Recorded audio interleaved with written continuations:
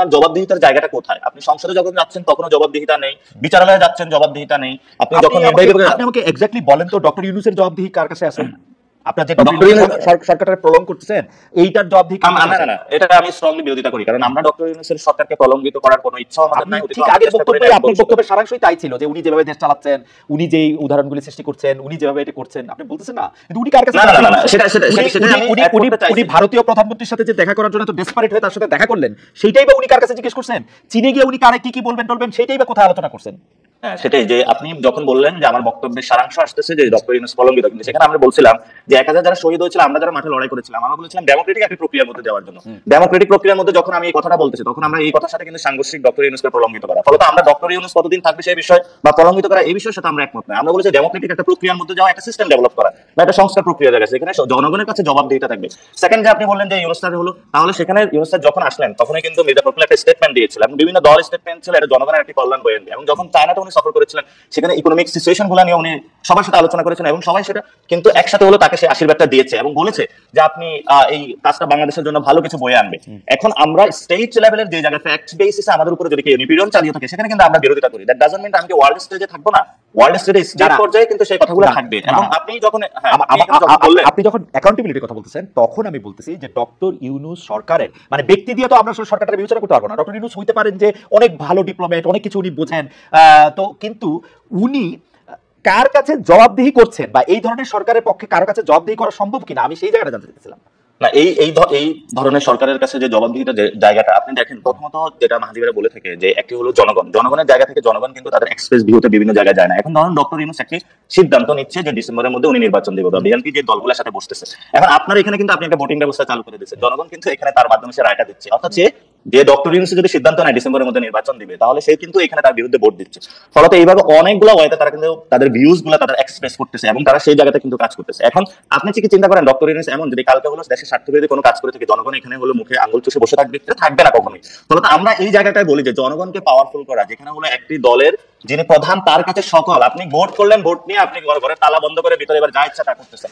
আমরা মনে করি জনগণের সামনে যে এখন যে ট্রান্সপারেন্সি আছে, আপনি চিন্তা করেন কালকে ডক্টর ইউনূস, আপনি বলেন কালকে যদি ডক্টর ইউনূস একটি দেশবিরোধী কোনো কাজ করে, উনি কি থাকবে নাকি থাকবে না? জনগণ তাকে থাকতে দিবে না, এই পরিস্থিতিটা এখন আছে।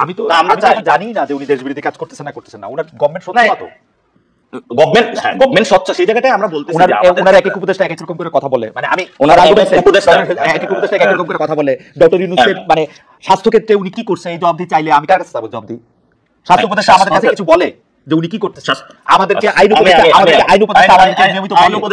আইন উপদেষ্টাও কিছু বলে না, স্বাস্থ্য উপদেষ্টাও কিছু বলে না। তাহলে কে বলছে সেইটা স্বরাষ্ট্র উপদেষ্টাই এমন পাটোয়ারি? ভালো, আচ্ছা তাহলে আপনি বলেন যে ডক্টর ইউনূস কি স্টেট? হ্যাঁ, ডক্টর ইউনূস কি স্টেট না? স্টেটের যতগুলো অর্গান, এই জন্য তো আমাদের কাছে সংস্কারের প্রশ্নটা আসতেছে, যাতে আমার স্বাস্থ্য সংস্কারটা হয়, যাতে আমার আইনের সংস্কারটা হয়। আমি তো মাহাদির বক্তব্যের সাথে একমত, সেজন্য তো এটা জনগণের ম্যান্ডেট নিয়ে সংস্কারটা করা উচিত না। না, আমরা তো বলতেছি না যে জনগণের কোনো ম্যান্ডেট হবে না, এখানে জনগণের ম্যান্ডেট ছাড়া যে সরকার হবে এই কথাটা কি আমরা একবারও বলেছি? আমি জানি না, আমরা কি একবার বলে লাগে আর কি আমার না, এটা মনে হচ্ছে। এবং আপনি যখন বিভিন্ন জায়গায় যারা বড় বাহিনী উৎপাদন করে ওই জায়গা থেকে মনে হতে পারে, কিন্তু একবারের পর্যন্ত জনগণ থেকে শুরু করে কোন রাজনৈতিক এনসিপির কোন নেতৃবৃন্দ এই কথাটা একবারও মুখ উচ্চারণ করে জনগণ অভ্যুত্থানে ছিল, একবারও এই মুখে সাধারণত গণতন্ত্রের বাইরে কোনো আলোচনা চায় বলে। সো ফলত আমরা চাই ডেমোক্রেটিক প্রসেসে দ্রুত যাওয়ার জন্য, কিন্তু ডেমোক্রেটিক প্রসেসে যাওয়ার জন্য যে মানুষগুলো জীবন দিল, তারা যেই মানুষের জীবনের মূল্যটা যে আমরা একটা নতুন বাংলাদেশ চাই, নতুন বাংলাদেশে যেখানে আমি নিগৃহীত হব না, নির্যাতিত হব না, সেই জায়গাটা আমাদের কনফার্ম করতে চাচ্ছি। এখন আপনারা যদি পুরো বাংলাদেশকে শুধু এনসিপি এবং বিএনপি দিয়ে যাচাই করার চেষ্টা করেন, সেটাও একটা জায়গা আমি মনে করি না ঠিক হবে।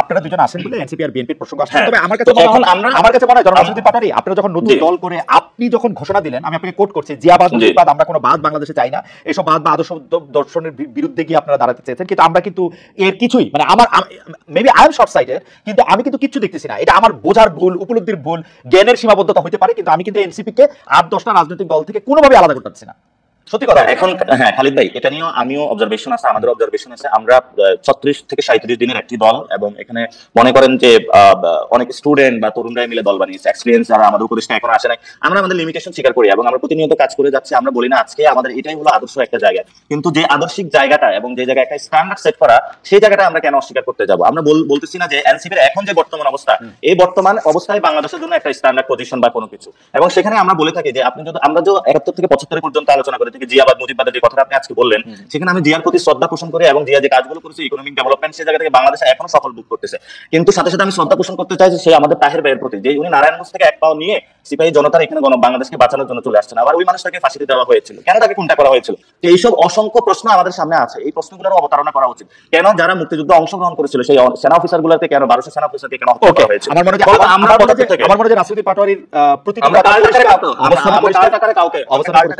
আমরা কাল টাকারে কাউকে দেখতে চাই না, এবং এই তরুণ প্রজন্ম যারা আছে এবং এই বর্তমান যে প্রজন্ম ভবিষ্যতে এটা এনসিপির যদি কেউ কাল্ট হয় তাকে দেখতে চাইবে না, এনসিপির ওই জায়গায় মানুষের কাছে যেতেই পারবে না। ফলত আমাদের এই সময় সামগ্রিক আলোচনাটা কোন মুখে আমরা বাংলাদেশ থেকে নিতে চাই, আমরা এটাও চাই ওই জায়গাটায় আমরা এনসিপি করে নিয়ে যেতে চাই। ওকে, নিয়ে যেতে চান, নিয়ে যেতে যেতে পারেন, সেটা আমাদেরও আশা থাকবে, কারণ এটা আমাদের সবার জন্য। আমি may request our producer Ashish, can you accept for 10 minutes? Okay, thank you. আমরা একটু আপনাদেরও একটু অনুমতি নিই, আমরা একটু অনুষ্ঠানটা 10 মিনিট মানে শেষ হয়ে আসতেছে, আমাদের একটু 10 মিনিট একটু বাড়াতে হবে যদি আপনাদের ইয়া দেন আর কি। আমি অন্য একটা দেশের বাইরে একটু বিদেশে যেতে চাই, একই প্রশ্ন আসলে নাসিরুদ্দিন পাটোয়ারির কাছেও থাকবে, কিন্তু আপনার জবাবটা আমরা আগে একটু শুনতে চাইবো। ফিলিস্তিনিদের নিপীড়নের বিরুদ্ধে বিএনপি এনসিপি অনেকেই আসলে সোচ্চার হয়েছেন, কেউ তখন পুরো বাংলাদেশই আসলে ওই যে স্টপ ওয়ার্ক স্টপ স্কুলের সাথে মিলে মজলুম ফিলিস্তিনিদের পক্ষে রাস্তায় নেমেছিল। কিন্তু বেশ কিছু জায়গায় যেমন ধরেন বাটা শোরুম, কেএফসি, ইউনিমার্টে হামলা হয়েছে, লুটপাট হয়েছে। কেউ কেউ বলছে যে গত কয়েক মাসে তৌহিদি জনতার নামে, ছাত্র জনতার নামে যে মবতন্ত্র দেখা গেছে, আইন হাতে তুলে নেওয়ার যে প্রবণতা দেখা গেছে, মব জাস্টিস দেখা গেছে, তারই ধারাবাহিকতা বা তার দ্বারা প্রভাবিত গতকালের ভাঙচুর